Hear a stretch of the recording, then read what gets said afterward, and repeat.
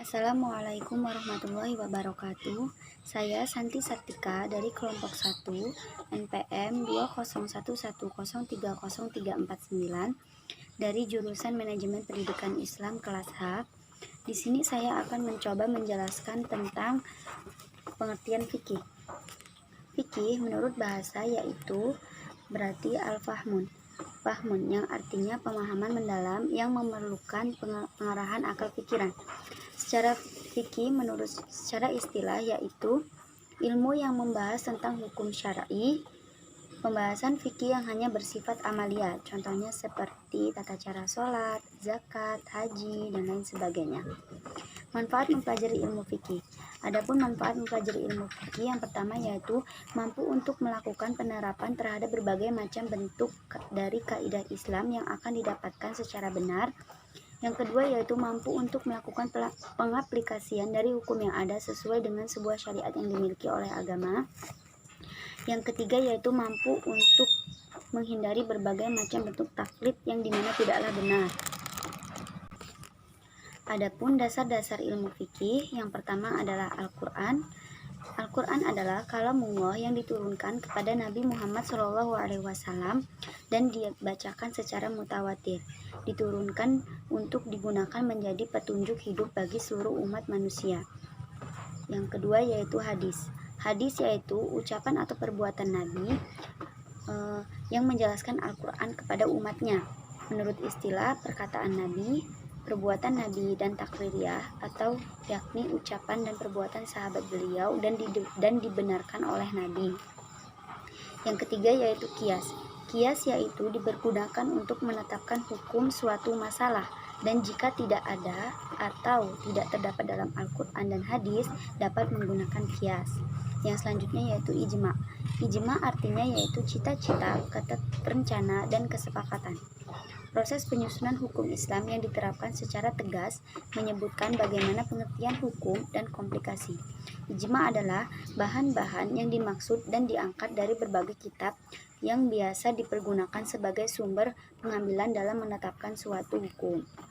Selanjutnya yaitu konsep dasar ilmu fikih. Konsep dasar ilmu fikih itu dibagi menjadi 3 kelompok besar. Yang pertama adalah ibadah. Bagian ibadah mencakup segala sesuatu yang berkaitan dengan urusan akhirat. Artinya, segala perbuatan yang dilakukan dengan maksud mendekatkan diri kepada Allah Subhanahu wa taala. Contohnya seperti sholat, zakat, puasa, haji, dan lain sebagainya. Yang kedua yaitu muamalah. Bagian muamalah mencakup hal-hal yang berhubungan dengan harta. Contohnya seperti pinjam meminjam, sewa menyewa, amanah, peninggalan harta, dan lain sebagainya. Yang ketiga yaitu ukbah. Ukbah ini mencakup hal-hal yang berkaitan dengan tindak pidana. Contohnya seperti pembunuhan, pencurian, perampokan, pemberontakan, dan lain-lain. Dan bagian ini juga membicarakan tentang hukum-hukumnya seperti kisos, had, diyat, takzir, dan lain sebagainya. Yang selanjutnya yaitu ciri ilmu fikih. Yang pertama yaitu al-ahkam atau tentang hukum-hukum. Tidak semua pengetahuan disebut fikih. Fikih adalah pengetahuan manusia khusus mengenai hukum-hukum saja. Adapun pengetahuan manusia tentang selain hukum itu disebut fikih. Pengetahuan tentang hukum-hukum disebut sudah ada pada masa sahabat Nabi Shallallahu Alaihi Wasallam dan sahabat-sahabat yang mengetahui hukum-hukum tersebut disebut faqih, yaitu orang yang ahli hukum-hukum. Yang kedua yaitu asy syar'iyah atau yang diambil dari syariat. Di atas telah dijelaskan bahwa hakikat fikih adalah pengetahuan manusia khusus mengenai hukum-hukum saja. Yang selanjutnya yaitu al-amaliyah, berkenaan dengan kaifiyah amal perbuatan.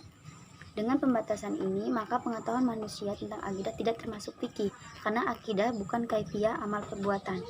Yang selanjutnya yaitu syariat dan hukum Islam. Syariat Islam. Menurut bahasa, syariat berarti jalan, dan menurut istilah, terdapat 2 pandangan besar mengenai syariat. Di antaranya menurut Imam Abu Hanifah, pendiri mazhab Hanafi, mengatakan bahwa syariat adalah semua yang diajarkan oleh Nabi besar Shallallahu Alaihi Wasallam Muhammad Shallallahu Alaihi Wasallam yang bersumber pada wahyu Allah dan merupakan bagian dari ajaran Islam. Yang kedua yaitu menurut Imam Idris Asy-Syafi'i atau pendiri madhab Syafi'i mengemukakan bahwa syariat adalah peraturan-peraturan lahir batin bagi umat manusia yang bersumber pada wahyu Allah. Selanjutnya yaitu hukum Islam. Hukum Islam berasal dari dua kata dasar yaitu hukum dan Islam. Dalam Kamus Besar Bahasa Indonesia, kata hukum diartikan sebagai peraturan atau adat yang secara resmi dianggap mengikat. Yang kedua yaitu undang-undang yang mengatur pergaulan hidup manusia, masyarakat. Yang ketiga yaitu putusan yang ditetapkan oleh hakim. Dan secara sederhana, hukum dapat dipahami sebagai peraturan-peraturan atau norma-norma yang mengatur tingkah laku manusia dalam suatu masyarakat, baik itu norma berupa kenyataan yang tumbuh dan berkembang dalam masyarakat maupun norma yang dibuat dengan cara tertentu dan ditegakkan oleh penguasa. Berikut adalah macam-macam hukum Islam. Yang pertama adalah wajib. Sesuatu perbuatan yang jika dikerjakan akan mendapatkan pahala dan jika ditinggalkan itu akan mendapatkan dosa. Contohnya seperti sholat, puasa, dan lain sebagainya. Yang kedua yaitu sunnah. Sunnah yaitu perbuatan yang jika dikerjakan itu mendapatkan pahala, apabila ditinggalkan itu tidak mendapatkan dosa. Contohnya seperti sholat rawatib. Yang ketiga yaitu haram. Haram yaitu sesuatu perbuatan yang jika dikerjakan itu mendapatkan dosa dan apabila ditinggalkan itu mendapatkan pahala. Contohnya seperti zina, minuman keras, dan lain sebagainya. Yang keempat yaitu makruh. Makruh yaitu suatu perbuatan yang dirasakan jika meninggalkannya itu lebih baik daripada mengerjakannya. Contohnya seperti makan bawang, merokok, dan lain sebagainya. Yang kelima yaitu mubah, sesuatu perbuatan yang diperbolehkan oleh agama antara mengerjakannya ataupun meninggalkannya. Contohnya seperti makan, olahraga, dan lain sebagainya. Selanjutnya yaitu syariat. Perbedaan syariat, fikih, dan hukum Islam. Syariat adalah wahyu Allah dan sabda Rasulullah, merupakan dasar-dasar hukum yang ditetapkan Allah melalui Rasulnya yang wajib diikuti oleh seluruh umat muslim. Objeknya meliputi bukan saja batin manusia, akan tetapi juga lahiriahnya atau ibadah. Yang selanjutnya itu sumber pokoknya ialah berasal dari wahyu ilahi dan atau kesimpulan-kesimpulan yang diambil dari wahyu. Sanksinya adalah pembalasan Tuhan di yaumil mahsyar, tapi terkadang juga tidak terasa oleh manusia di dunia ada hukuman yang secara tidak langsung. Fikih artinya paham atau berusaha memahami hukum-hukum yang terdapat di dalam Al-Quran dan sunnah Nabi Muhammad untuk diterapkan pada perbuatan manusia yang telah dewasa dan juga sehat akalnya. Hukum Islam.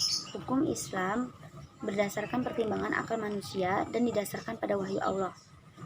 Cakupannya hukum Islam itu sangat luas. Hukum Islam didasarkan untuk tujuan menciptakan kemaslahatan di dunia dan di akhirat. Hukum Islam ini erat kaitannya dengan akhlak. Yang selanjutnya yaitu contoh syariat dan fikih. Sebelum mengerjakan sholat, orang Islam disyariatkan mengerjakan wudhu terlebih dahulu. Untuk mengerjakan wudhu, para imam madhab bersepakat bahwa mulai dari membasuh muka, membasuh kedua tangan, kedua kaki, serta menyapu kepala adalah keempat hal yang harus dikerjakan sebagai rukun wudhu dan terdapat perbedaan pendapat sebagai berikut. Menurut golongan Hanafi, membasuh muka, membasuh kedua tangan, menyapu kepala, dan membasuh kedua kaki. Sedangkan menurut golongan Syafi'i, niat, membasuh muka, membasuh kedua tangan, menyapu kepala, membasuh kedua kaki, dan tertib.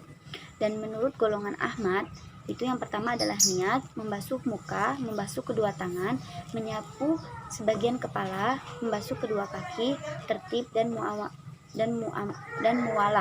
Dan yang selanjutnya yaitu menurut golongan Maliki, yang pertama adalah niat, membasuh muka, membasuh kedua tangan, menyapu kepala, membasuh kedua kaki, mualah, dan tadlik.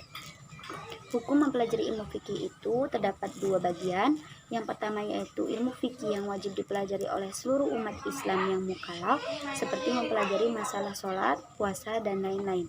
Yang kedua yaitu ilmu fikih yang wajib dipelajari oleh sebagian orang yang ada dalam kelompok mereka, seperti mengetahui masalah rujuk, syarat-syarat qadhi atau wali hakim. Demikian penjelasan yang bisa saya sampaikan. Apabila masih terdapat banyak salah atau kurang jelasnya, saya mohon maaf. Pada Allah saya mohon ampun. Saya akhiri. Wabillahi taufiq wal hidayah. Wassalamualaikum warahmatullahi wabarakatuh.